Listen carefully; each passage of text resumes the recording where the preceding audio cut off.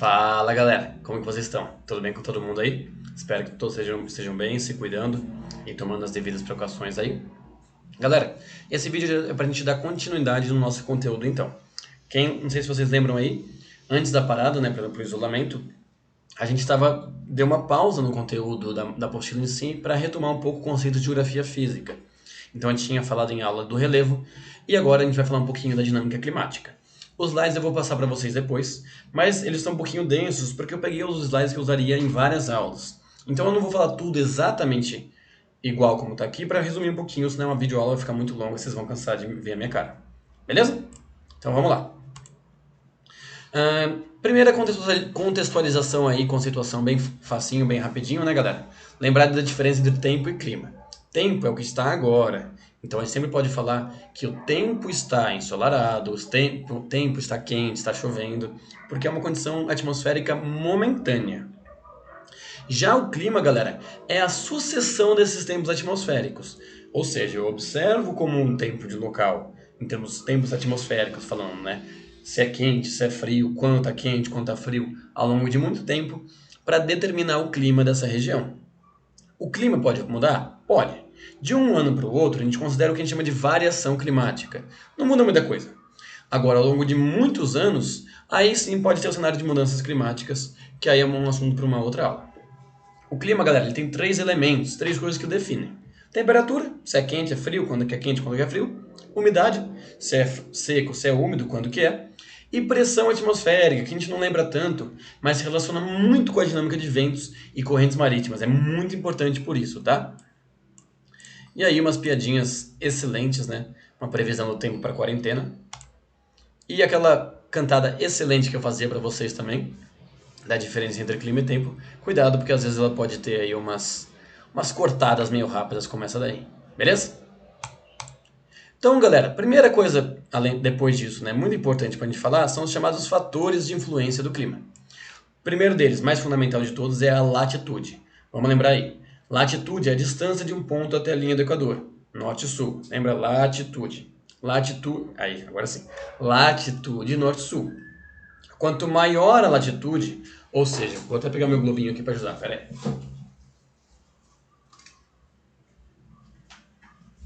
Quanto maior a latitude de um ponto, deixa eu centralizar ele aqui, seja ela para o norte ou para o sul, é meio difícil focar aqui. Quanto maior a minha distância da linha do Equador, menores tendem a ser as temperaturas. Porque a Terra ela é inclinada. O eixo da Terra ele é meio tortinho. Ela não é retinha assim, ela é meio torta. Ela é redonda e torta. Isso faz com que a incidência de luz solar seja desigual. Onde que bate mais luz solar ao longo do ano inteiro? Aqui no centrão da Terra, no meião da Terra, ao longo da linha do Equador. À medida que eu me faço para o norte ou para o sul, tende a ficar mais frio. O clima, galera, ele é influenciado por uma série de fatores combinados, mas um dos mais importantes é a latitude. De maneira geral, à medida que eu me afasto da linha do Equador, para o norte ou para o sul fica mais frio. Beleza? Segundo fator é o relevo. O relevo tem duas consequências importantes para o clima. Primeiro, quanto mais alto, maior for a altitude, cuidado para não confundir com latitude de um ponto, menores serão as temperaturas também, pois o ar fica mais rarefeito, tem menos oxigênio no ar, por isso uma galera até passa mal quando vai nas montanhas mais elevadas, né, quem não está acostumado, e por isso ele também concentra menos calor. Além disso, galera, o relevo ele serve das chamadas barreiras orográficas. Lembra o orográfico tem a ver de orogênese, né, do relevo? Então, quando você tem uma montanha muito elevada, uma massa de ar úmida para ultrapassar ela precisa ganhar altitude. Quando ela ganha altitude, ela fica mais fria. Ficou fria, ela vai perder temperatura, obviamente. Perdeu temperatura, a água que estava no estado gasoso vai precipitar e chover na região. Quando ela finalmente ultrapassa essa outra área vai estar seca. Muitas cadeias montanhosas servem do que a gente chama de barreira orográfica. São um dos três fatores que formam desertos. Então, a existência de uma cadeia montanhosa que barra a umidade que vem do litoral. Nessa aula eu vou falar da segunda consequência que forma o deserto também. Fator que forma o deserto, desculpa. O outro fator, galera, é a chamada maritimidade e continentalidade. Vou usar meu globinho aqui para ilustrar. Deixa eu achar aqui. Vamos pegar aqui a China como exemplo de vocês. Ah, meio ruim. Aí, foi. 2 pontos, galera, de latitude igual. Cadê a China? Latitude igual. Só que um bem mais próximo do oceano e um mais para dentro do continente vão ter aí climas diferentes. A proximidade com o mar, com o oceano, chama de maritimidade. A proximidade do continente, a distância do mar, né, chama de continentalidade. Facinho. Qual que é a consequência deles para o clima? Bom, o próximo do mar vai ser mais úmido, óbvio. Além disso, galera, a amplitude térmica, ou seja, a diferença entre a temperatura máxima e a mínima, será aí, muito maior no clima continental, na região muito mais longe do oceano. Então você vê 2 climas, temperado continental e temperado oceânico. Qual a diferença entre eles? O temperado continental vai ser muito mais quente no verão e muito mais frio no inverno. As regiões, galera, aqui do meião da Ásia, tudo bem? Mais pra cá, aqui assim, mais ou menos, Cazaquistão, aqueles monte de são as regiões mais longe de qualquer oceano do mundo. Elas têm a maior amplitude térmica mundial no ano inteiro. Então no verão chega a fazer 40 graus positivo e no inverno 40 graus negativo. É muito quente no verão e muito frio no inverno. 80 graus de amplitude térmica é muita coisa, tudo bem? Então você viu um clima com o nome de continental e outro de nome oceânico, você já sabe que o oceânico ele é um pouquinho mais suave, mais ameno. Beleza? Então eu peguei uns videozinhos, galera, para ajudar a gente a entender um pouquinho mais essa questão aí da... Deixa eu colocar o vídeo de novo. Da latitude. Então dá uma olhadinha. Usando o Equador como uma referência, né, a gente observa que a Terra realmente não tem um eixo retinho, ela é inclinado. Isso faz com que a incidência de luz solar seja maior na linha do Equador como um todo ao longo do ano e varie entre os hemisférios. Em junho, por exemplo, pega mais luz no hemisfério norte. Já em dezembro, no hemisfério sul. É o nosso verão. Tudo bem?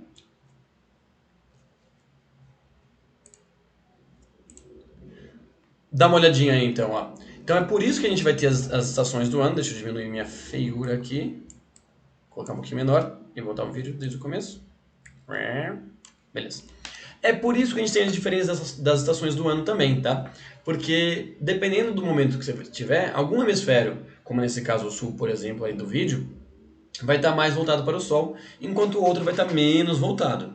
À medida que a Terra vai completando seu ciclo de translação, essa situação vai se alterando. Tudo bem? É o mesmo vídeo?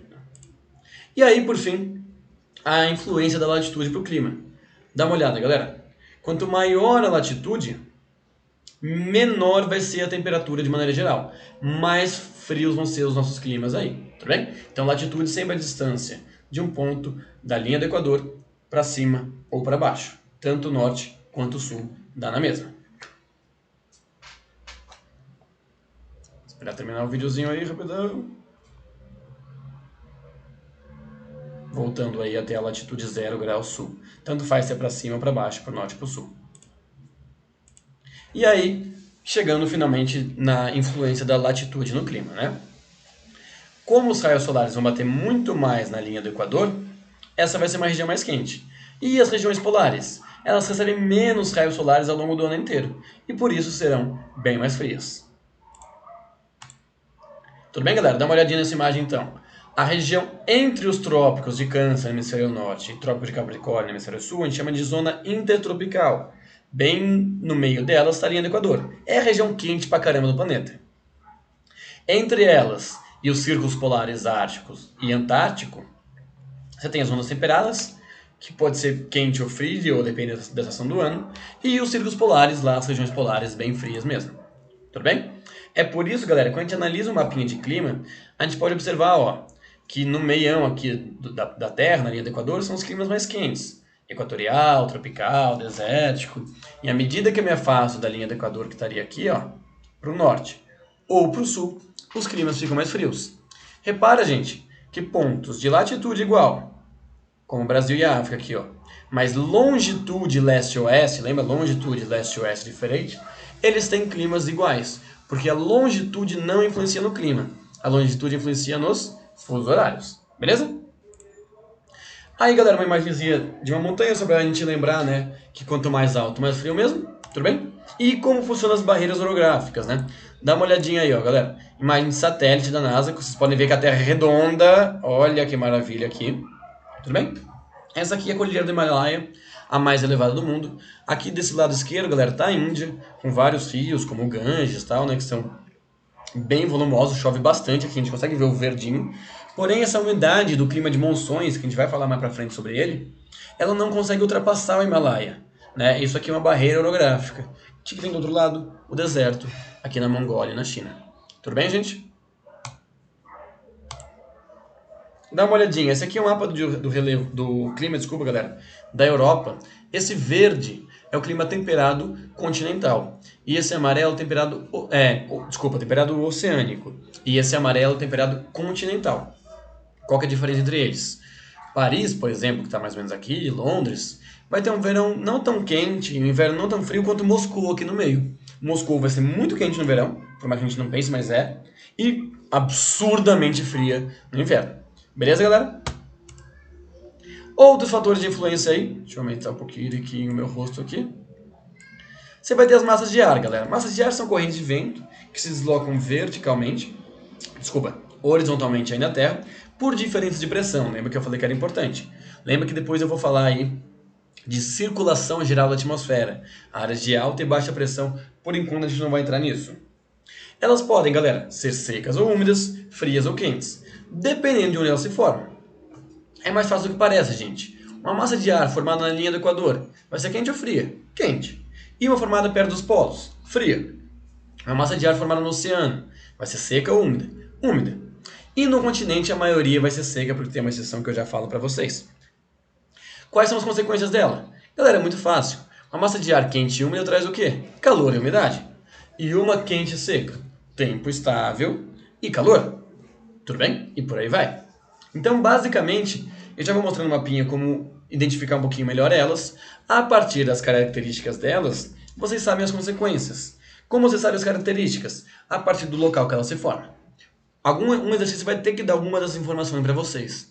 Vocês conseguem desconstruir as outras. As correntes marítimas, galera, são parecidas. A dinâmica também é parecida com a massa de ar, só que é no mar, olha só. E vão ser quentes ou frias. Você não vai ter nenhuma seca, né? É água, afinal de contas. Vão ser quentes, se formam perto da linha do Equador, e frias se formam perto dos polos.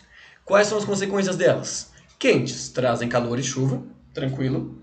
E frias formam desertos próximos ao litoral, e eu já explico por quê. Então dá uma olhadinha, galera. De maneira geral, ó, região intertropical, massas de ar equatoriais e tropicais, quentes. E região polar, massas de ar frias, tudo bem? Se deslocam por diferença de pressão, depois eu explico um pouquinho melhor isso, tá? E aí, secas ou úmidas? Depende. Formou no oceano úmida, formou no continente geralmente seca. Por que geralmente, Bruno? Porque no Brasil, galera, você tem a massa equatorial continental, formada em cima da Amazônia. Como ela se forma em cima da Amazônia, que tem muita umidade pela floresta, galera, ela também é úmida, tá? É uma exceção. É uma das muitas importâncias da Amazônia regular a umidade do Brasil, não só do Brasil, da América do Sul e até do mundo inteiro, tá? Aquilo que eu falei, galera, como que você vai diferenciar? Dá uma olhadinha, galera. Olha o mapa. Massa MEA. Massa equatorial, atlântica. Equatorial, vai ser quente ou fria? Quente. Atlântica. Úmida ou seca? Úmida. O que ela traz quando atua no Brasil? Calor e umidade. A gente tem então, galera, 4 massas de ar, A, B, C e D, quentes, 2 equatoriais, 2 tropicais, e 4 úmidas. A, C, B e E também é úmida, porque são 3 atlânticas e uma continental que é exceção. A gente só vai ter uma que é seca, que vocês veem pela seta que ela é bem pouco atuante, e uma só que é fria, a chamada frente fria, que no nosso caso vem do sul, porque estamos no hemisfério sul. Quanto mais para o sul, mais frio vai estar. Famosa MPA, tudo bem? As frentes frias. Que é o que a gente consegue ver nessa imagem aí. A gente sempre ilustra aí com triângulos azuis. Seria a passagem, a chegada de uma frente fria vinda aí do Polo Sul, vinda do extremo sul da América do Sul, que traz pra gente o quê? Queda de temperatura e chuva, pois ela é fria e úmida. Tudo bem? Essa é uma imagem aí da chamada frente fria, que a gente vê bastante na previsão do tempo e tal, trazendo justamente a chuva, o sistema frontal que a gente fala. Já vou explicar um pouquinho melhor. Os rios aéreos, né, galera? Aquela grande quantidade de umidade formada na Amazônia, justamente porque ela é uma massa de ar excepcional, formada no continente, mas também é úmida. E aqui os mapinhas das das correntes marítimas, desculpa. Vocês podem observar, galera, que é meio como um ciclo. Ó, por exemplo, forma-se uma corrente marítima quente perto do Equador, ela vai quente e volta fria, vai quente e volta fria. Isso no mundo praticamente inteiro, tudo bem, galera? É uma dinâmica cíclica aí. Formou perto do Equador, vai ser quente. Formou perto dos polos, vai ser fria. A corrente que passa no litoral brasileiro, galera, ela é quente, corrente do Brasil. E por isso ela traz calor e umidade para o nosso litoral. É por isso que o nosso litoral chove bastante. Já uma outra bem importante é essa daqui de Humboldt, ó, que passa na costa oeste da América do Sul. Galera, correntes marítimas frias, elas causam desertos. Dá uma olhada, ó, de Humboldt aqui, a de Benguela na África, uma próxima do Saara, próxima da Austrália, dos Estados Unidos. Por que isso acontece, gente? Essa corrente marítima fria, o que acontece? Ela vai passar próximo ao litoral, ela vai resfriar o ambiente todo dessa região, não só o oceano, mas o ambiente inteiro. Então a água que estava no estado gasoso vai perder temperatura, vai condensar e vai chover. Onde? No oceano. Isso faz com que o vento que venha do oceano para o deserto, para o continente, chegue seco. Ele gastou toda a sua umidade. Então a massa de ar fria, ao reduzir a temperatura desse ambiente inteiro, faz com que chova no oceano e não no continente. Quando o vento vem do oceano para o continente, ele vem seco. Isso forma desertos próximos ao litoral. É o segundo fator que forma desertos aí no mundo. Passagem de correntes marítimas frias. Tudo bem? Então o nosso litoral, galera, com essa fotinho legal de uba-chuva aí, é por isso que chove muito no nosso litoral, tá? Porque passa uma corrente marítima quente. Já onde passa uma corrente marítima fria, como no Atacama, você vai ter aí desertos. Essa é uma fotinho, outra imagenzinha do Atacama também. Parece bem aqueles fundos de Windows, né? Mas é foto real do Atacama. Porém, galera, a corrente marítima fria ela tem uma vantagem. Ela passa bem no fundo do mar, no assoalho oceânico, por causa aí de diferenças de densidade e pressão. Quando ela passa no assoalho oceânico, ela vai levantar uma grande quantidade de matéria orgânica, os micro-organismos, né, o plâncton. Esses micro-organismos são a base alimentícia do peixe. Então, países como o Chile e o Peru, por exemplo, em que passa uma corrente marítima fria no litoral, eles vão ser países de grande influência da atividade pesqueira. Então, dá uma compensada aí. Tudo bem? Quem já comeu ceviche, que é aquele prato que a gente come em restaurante japonês, mas que originalmente é peruano, é porque no Peru e no Chile tem uma grande tradição de comer peixe também. Além do Japão, que também tem. Aí, galera, já meio que finalizamos nossa aula, os tipos de chuva que são as consequências, né, dessas dinâmicas de massa de ar, especialmente. São 4 principais. Convectiva, galera, popularmente conhecida como chuva de verão, ela é aquela chuva bem rápida e bem forte, né? Não ocorre necessariamente só no verão, mas nas estações quentes aí, né, como a primavera também. Ocorre naqueles dias em que o ar fica se aquecendo, aquecendo, aquecendo, aquecendo. Eu vou passar a imagem depois eu volto, tudo bem? O ar fica aquecendo, aquecendo, aquecendo, aquecendo. Ar quente sempre tem a tendência a subir, por diferença de pressão. Ar frio desce. Ar quente sobe, ar frio desce. Ar quente sobe, frio desce. Então, durante o dia inteiro, esse ar vai se aquecendo. Aquecendo e elevando, aquecendo e elevando. Quando ele se eleva, vai perder temperatura, como já comentei com vocês. Perder temperatura, vai precipitar, vai chover bastante, rapidão. Chove muito. Depois ele vai descer, completando esse ciclo chamado de ciclo de convecção. Daí o nome da chuva, tudo bem? Chuva convectiva. Uma chuva que ela é muito rápida e muito intensa. Não é aquela chuva que tá aquele dia bonito, céu aberto, céu azulzão e tal. Do nada, 5, 6 horas da tarde, fecha o céu, sua mãe sai, roupa no varal, tirando tudo assim, cai o mundo. Meia hora depois tá tudo aberto de novo, mas já alagou tudo, desmoronou terra, aquela coisa toda que a gente sabe como que acontece. O segundo tipo de chuva, galera, é aquela chuva frontal, né? Conhecida como chuva de inverno, entre aspas. Na verdade, ela não é comum no inverno. Lembrar que o nosso clima nem chove no inverno. Ela é na transição do verão para o inverno, como no outono, na verdade. Quando a massa de ar polar atlântica, a massa de ar fria, ela vem para o nosso território e começa a se chocar com a massa de ar quente. Então a chuva frontal, galera, ela vem do encontro de 2 frentes de temperaturas diferentes, uma quente e uma fria. No nosso caso, como sou uma região de predomínio tropical, predomínio quente, a massa de ar diferente, estranhona, é a fria. Mas poderia ser o contrário, tá? Então, no nosso caso, as chuvas frontais são comuns quando? Quando a massa de ar fria começa a encontrar com a massa de ar quente. Isso começa a ser mais comum quando? No outono, tudo bem? Então, quando elas se chocam, ocorre esse encontro de duas temperaturas, a massa de ar quente vai para cima, por diferença de pressão, a massa de ar frio vai para baixo, esse choque provoca queda de temperatura e chuva. Uma chuva bem fininha, bem constante, costuma durar uns 2, 3 dias, aquela chuva que você maratona aí, La Casa de Papel no Netflix, por exemplo. Tudo bem? Por que no nosso inverno não chove, então? Porque depois de um tempo, muita massa de ar frio chegando, ela vai predominar durante um tempo no inverno. Então você não vai ter nem a massa de ar quente necessária para levar e chover a chuva de verão, né, convectiva, nem o choque de duas massas de ar. Tem só o ar frio lá que não se leva, fica lá paradão. É o que a gente fala, inclusive, em meio ambiente de inversão térmica, lembra? E isso não causa chuva. Além disso, você vai ter a chuva orográfica, eu já expliquei um pouquinho para vocês, né? Aquela barreira de relevo, comentei no comecinho da aula. Quando a massa de ar vai encontrar ela tem que ganhar altitude. Para ganhar altitude, ela perde temperatura, vai gastar a umidade de um lado. Então, por isso, perto de montanhas e tal, sempre tem bastante chuva também. E por último, galera, uma que não se fala muito, é uma chuva de convergência. Vou pegar meu globinho aqui para ajudar. Da linha do Equador. É um dos motivos da linha do Equador chover bastante. O fato, galera, da linha do Equador ser uma região de baixa pressão, depois eu vou falar melhor sobre isso, mas região de baixa pressão, ela atrai muitos ventos. Então o Equador atrai vento do mundo inteiro, na verdade, e muitos ventos úmidos. No caso, a gente chama esses ventos que se direcionam com a linha do Equador de ventos alísios. O encontro desses ventos úmidos causa muita chuva nessa região. É por isso também que a linha do Equador ela é muito úmida, além de quente. Tudo bem? Esqueminha aí da chuva. Eita! Caiu meu globo, tudo bem, depois eu conserto aí. Ela é uma chuva convectiva, né?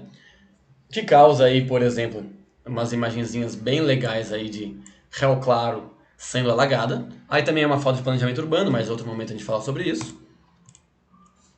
Sistema frontal, como eu comentei para vocês, tá, galera? Frente fria, chocando com ar quente sobe, ar frio desce, causa chuva, chuva bem menos intensa, mais importante também. Uma previsãozinha do tempo aí não é quinta-feira, mas só para alegrar a semana de vocês com chuva de saúde, bênção de Deus, acompanhada de uma tempestade de amor e paz e um tsunami de sucesso e felicidade, olha que meigo. A chamada da chuva orográfica, né, galera? E por fim, então a gente consegue observar, né? A região que chove a gente chama de barlavento e a região que não chove, que está seca, que muitas vezes é deserto, de sotavento.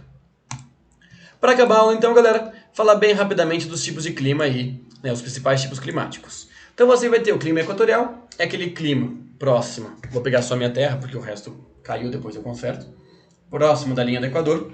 É um clima que ele é quente e úmido o ano todo, praticamente não tem variação de estações. Depois deles, você tem o nosso clima.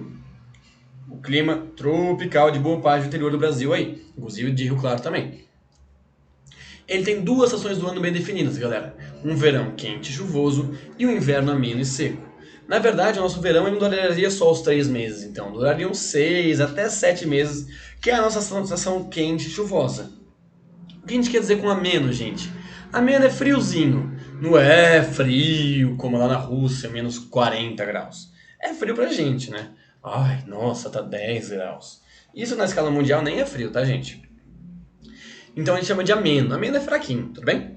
E o que caracteriza bem o tropical é a variação de estação chuvosa e uma seca. Uma chuvosa e uma seca. Chove no verão e é seco no inverno. Clima desértico, também chamado de árido, é aquele que não chove praticamente nada, nunca, né? Por 3 fatores. Primeiro, correntes marítimas frias. Segundo, barreiras orográficas. Terceiro, dinâmica de pressão, vou explicar melhor em outra aula. E aquele que tem elevadas amplitudes térmicas diárias. Galera, isso tem a ver com a maritimidade também. A água, ela concentra muito mais o calor. Ela demora mais para aquecer e demora mais para resfriar. Ou seja, no ambiente que não tem água, areia, por exemplo, né, ela vai aquecer muito rápido, com sol deserto. Então vai ficar muito quente, né? Muito quente. E quando o sol se põe, ela perde calor muito rápido. É por isso que o deserto ele é muito quente de dia e muito frio de noite. Você tem o clima temperado, comentei com vocês a região temperada aí, região do meião da Terra, mais ou menos, né? Meião eu digo assim, né? Entre o Equador e os polos, que tem as 4 estações do ano bem definidas. Então o verão vai ser bem quente, o inverno vai ser bem frio, o outono e a primavera é bem a transição entre elas. Não é que nem o nosso caso, que não tem muita diferença entre inverno e outono, ou primavera e verão. É tudo a mesma coisa. No nosso caso é mais ou menos a mesma coisa, né? No deles é bem definidinho mesmo. Você tem um clima mediterrâneo, tem esse nome porque ele é comum. Cadê? Em torno do mar Mediterrâneo aqui da Europa, tudo bem? Ele é parecido com o nosso, tá, gente? Também tem alternância de estações, uma seca e uma úmida. Só que no caso deles, chove no inverno e é frio no verão, devido à influência do deserto do Saara.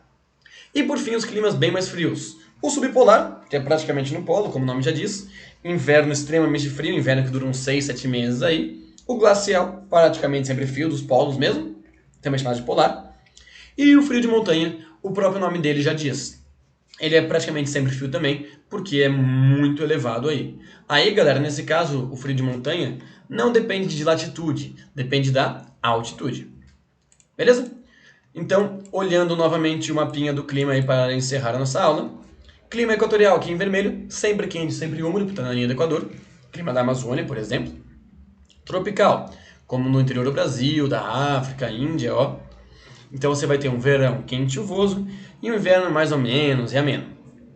Clima mediterrâneo, em torno do Mediterrâneo mesmo, né?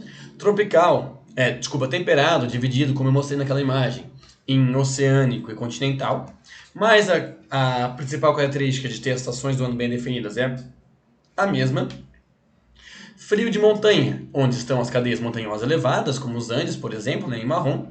E os climas mais frios, aí, bem longe da linha do Equador, em amarelo, os grandes desertos do mundo. Beleza, galera? Olha o Atacama aqui, um deserto litorâneo, causado pela corrente marítima fria de Humboldt. Então, por exemplo, né, galera, os climas do Brasil aí, de maneira geral. Você vai ter o clima equatorial na região norte, quente e úmido sempre. O tropical em boa parte do nosso território. Uma variação dele, tropical úmido ou tropical oceânico, que ele é um tropical mais úmido, né? Chove um pouquinho mais. Nós temos o semiárido, que é um quase árido, quase desértico no interior do Nordeste. E, por fim, o subtropical na região sul. O subtropical, galera, ele é uma transição entre o temperado e o tropical, no meio do caminho entre os dois. Então ele já é um pouquinho mais frio do que o tropical e tem estações do ano um pouquinho mais definidas do que o tropical, mas não tanto quanto o temperado, tá? Então, esse esqueminha aqui é de circulação geral da atmosfera, não vamos utilizar agora, depois a gente vê sobre ele. Isso aqui, galera, é uma ferramenta muito importante da gente observar. O vestibular gosta bastante, inclusive é uma questão da Unesp, ano passado trouxe isso. Dá uma olhadinha, por exemplo, um climograma do clima tropical. Como funciona o climograma, galera? Temperatura sempre vai estar representada em linhas, tudo bem? Nesse caso, a máxima e a mínima, médias da máxima e médias da mínima. E a precipitação sempre em barras. E aí, mês a mês, do começo ao fim do ano. No nosso caso, hemisfério sul, né, galera? O inverno vai ser aqui no meio do ano. E o verão no comecinho, no fim do ano. Então, o que a gente observa do clima tropical, por exemplo, ó, chove muito quando? Janeiro, fevereiro, março, outubro, novembro, dezembro. E no meio do ano? Quase nada. Então, a gente já caracteriza o clima tropical. E a variação de temperatura é muito grande? Não. Você tem inverno um pouquinho mais frio aqui, ó, junho, julho, agosto. Como você caracteriza bem um clima tropical, então? Pela diferença da pluviosidade, da precipitação. Saber interpretar climograma, galera, é muito importante para o vestibular, tá? Uma imagenzinha aí do clima desértico, para a gente ver, né, como as roupas deles são adaptadas, tanto ao calor durante o dia, quanto ao frio durante a noite. Essas vestes aí, elas são boas, porque elas são leves pro dia, mas ao mesmo tempo durante a noite vira meio que um cobertorzão. Beleza? O clima temperado, peguei uma foto dele no outono, justamente para mostrar como ele é visível até na vegetação. Quando a gente falar de paisagens naturais, a gente já vê sobre isso também, tá? Na Amazônia, por exemplo, não tem diferença. É sempre quente, não vai ter alternância de estações. Uma fotinho aí do Mediterrâneo, olha que paisagem chata de se estar. Queria estar lá agora, né? Mas enfim. E as regiões polares, né, onde é muito comum aí, por exemplo, a aurora boreal. Ou austral no hemisfério sul também. Fotinho aí do urso polar. Vocês sabem, né, galera? Duas coisas sobre o urso polar. Primeiro, tem muitos trampolins lá no hemisfério norte, lá no extremo polo norte, para o urso polar. E o urso polar, ele é um urso que ele adora a neve. Já o urso bipolar é um urso que às vezes adora, às vezes não, ele varia bastante. Tudo bem? E para acabar a aula aí, o nosso famoso alpinilista. É aquele que chega, mas se questiona. Cheguei. Mas e daí? Beleza, galera? Espero que vocês estejam bem então aí. Saudade de todo mundo. Queria estar aí presencial com vocês. Mas muito em breve estaremos juntos, então espero ter ajudado. Um beijo, um abraço a todos e é nóis!